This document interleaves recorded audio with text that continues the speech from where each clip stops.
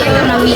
VOC menerapkan sistem monopoli perdagangan rempah-rempah, memaksa penduduk lokal untuk menjual hasil bumi mereka dengan harga rendah.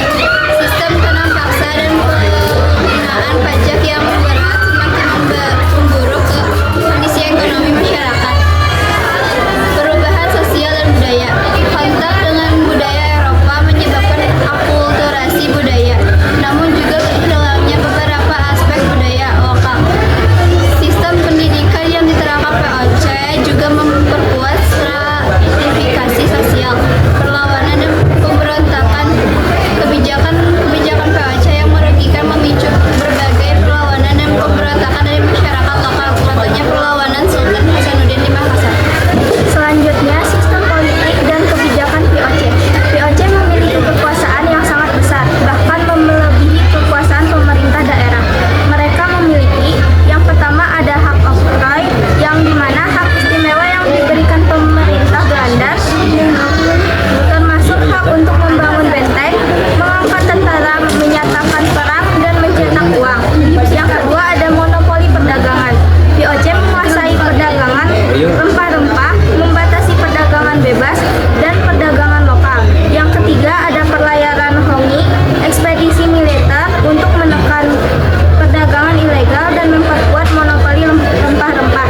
Yang terakhir ada hak ekskriptasi, hak untuk menghancurkan tanaman-tanaman rempah yang melebihi kuota yang ditentukan. Untuk lingkungan VOC dan dampak jangka panjang, VOC mengalami peningkatan pada akhir abad ke-18 karena beberapa faktor.